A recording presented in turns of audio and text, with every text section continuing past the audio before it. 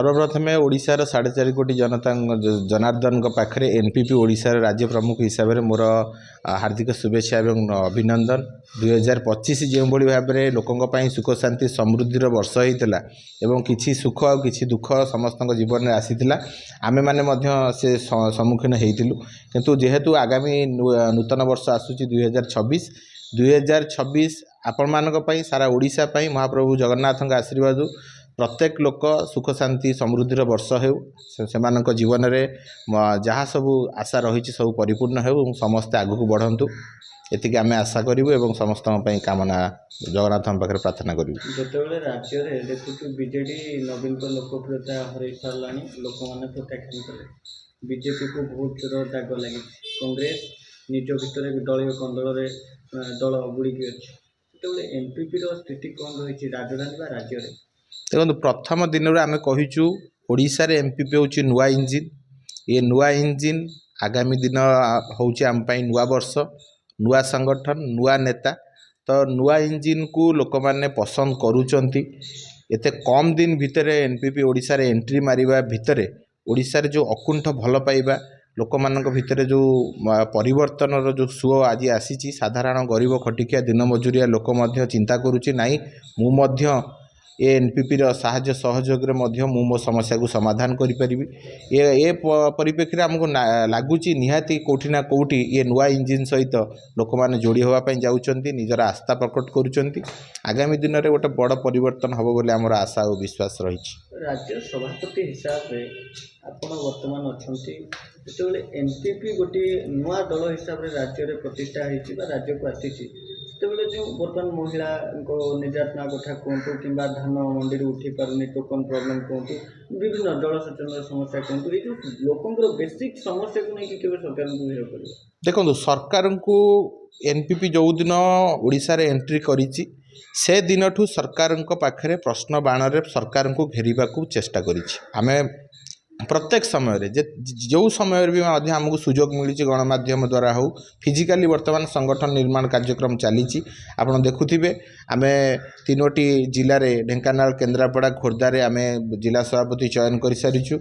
Basic Bhubaneswar जेहेतु पंचायत निर्वाचन आ मात्र आम पाखे 15-16 मास रहा 16 मास भितर पूरा भुवनेश्वर को आम संगठन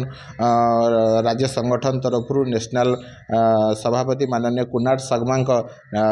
दिग्दर्शन में पूरा भुवनेश्वर उपर फोकस रही 15 मास भितर भुवनेश्वर को जो भाव में अणदेखा कर 3टी राजनीतिक प्रमुख राजनीतिक दल तो भुवनेश्वरवासी खुशी नहांती आज भी भुवनेश्वर आईन श्रृंखला विपर्यस्त अच्छी आज भी दिन दीपर डकायती होची राहजानी होची तो आज भी महिला माने असुरक्षित भुवनेश्वर राज्यर राजधानी रे जदि महिला असुरक्षित प्रत्येक दिन दिने 2 दिन थरे जदि महिला मानक निर्यातना दि जाउची तो भुवनेश्वर जदि एठी सुरक्षित नुहे तेबे राज्य कौन सुरक्षित हेबो तेणु आमे दृढ़तार सहित भुवनेश्वर जो समस्या अच्छी आपको लेकिन आगामी दिन में 14,000 आज डाटा मुझे देखुली 14,000 केस ये किसी दिन भितर भुवनेश्वर पुलिस स्टेशन रे जाइए रेस्ट जे भुवनेश्वर असुरक्षित तो आमर आगामी दिन में एनपीपी बड़ दाबी रहिबो जे भुवनेश्वर बचाओ एवं ओडिशा को सुरक्षा दियो एमती सरकार को घेराव करूँ बाकी रहा सरकार कथा सरकार कोठी ना कोठी भावुंट जे निजे सुविधावादी होइकी ओडिशा रे 24 वर्ष शासन करथिबा सरकार को मध्य आमर प्रश्न थिला वर्तमान बीजेपी सरकार को मध्य प्रश्न रहिबो जो कथा आपण मौलिक कथा कहिथिले जे माँ को सम्मान गाँ को काम मुंड को छात पेट को भात एवं आम पिला मानकर उज्जवल भविष्यत कौनसी क्षेत्र में आमे ताकू देखि पारिले नाही आमे माने छोटरू बड़ हो गलु ओडिशा मध्य बहुत आगू गला किंतु ओडिशा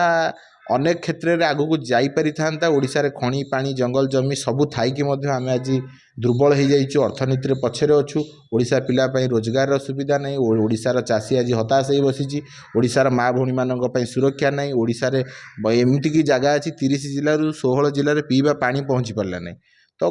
कौनसी ना कौनसी क्षेत्र में एमाने निजर अपारगता को घोड़ाइबारे सब सरकार व्यस्त अच्छा आम आदमी पार्टी जो भली भाव में ओडिशा रे संगठन आरंभ करके नुआ पार्टी की लोक सुजोग देवाई चेष्टा करते सी कौटी ना कौटी चक्रांत ये हो गला तो एनपीपी सीधा सड़क भाव में लोकों कथा कह मौलिक अधिकार नहीं संघर्ष कर ଏବଂ ଓଡ଼ିଶା ପାଇଁ ଗୋଟେ ବିକଳ୍ପ ହେଇକି ଠିଆ ହେବ ବୋଲି ଆମର ଆଶା ବିଶ୍ୱାସ ଅଛି। ନୂଆ ବର୍ଷରେ ଜନତାଙ୍କୁ କ'ଣ शुभेच्छा बार्ता ନୂଆ ବର୍ଷରେ ଏନ୍ପିପି ହେଉଛି ନୂଆ ଇଞ୍ଜିନ୍ ଆଉ ଇଏ ନୂଆ ଇଞ୍ଜିନ୍ର ଓଡ଼ିଶାର ମୁଖିଆ ହିସାବରେ ମୁଁ ସବୁ ଓଡ଼ିଶାବାସୀଙ୍କୁ ଅନୁରୋଧ କରିବି, ଆପଣମାନେ ଚିନ୍ତା କରିବାର ସମୟ ଆସିଛି, ଆପଣମାନେ ନିଷ୍ପତ୍ତି ନେବାର ସମୟ ଆସିଛି। ଏନ୍ପିପି ହେଉଛି ଆପଣମାନଙ୍କ ପାଇଁ ଗୋଟେ ବଡ଼ ସୁଯୋଗ। ଏ ସୁଯୋଗକୁ ଆପଣମାନେ ହାତଛଡ଼ା କରନ୍ତୁ ନାହିଁ। ଏଇ 2026 ମସିହା ଆଗାମୀ ନୂତନ ଓଡ଼ିଶା ଗଠନ କରିବାର ଗୋଟେ ନୂଆ ସୁଯୋଗ। ଏ ସୁଯୋଗକୁ ସମସ୍ତେ ଆସନ୍ତୁ, ଆପଣାନ୍ତୁ, ସହଯୋଗ କରନ୍ତୁ। ଏନ୍ପିପି ଆପଣମାନଙ୍କର, ଆପଣ ଏନ୍ପିପିର ହେବା ପାଇଁ ଆଗେଇ ଆସନ୍ତୁ ଏବଂ ଏନ୍ପିପିକୁ ଓଡ଼ିଶାରେ ଗୋଟେ ଲୋକଲୋଚନକୁ ଆଣି ଲୋକମାନଙ୍କ ସେବାରେ ନିୟୋଜିତ କରିବା ପାଇଁ ଆପଣମାନେ ମଧ୍ୟ ଆମକୁ ସହଯୋଗ କରନ୍ତୁ। ନୂତନ ବର୍ଷ ଆପଣମାନଙ୍କ ପାଇଁ ସୁଖ ଶାନ୍ତି ସମୃଦ୍ଧିର ବର୍ଷ ହେଉ ଏବଂ ଆପଣମାନେ ମଧ୍ୟ ଓଡ଼ିଶା ପାଇଁ ଚିନ୍ତା କରିବାରେ ଏବଂ ଓଡ଼ିଶା ପାଇଁ ଯେଉଁ କାମ କରିବାରେ ଆମେ ଆଗେଇ ଆସିଛୁ, ଆମକୁ ସହଯୋଗ କରନ୍ତୁ। ଧନ୍ୟବାଦ।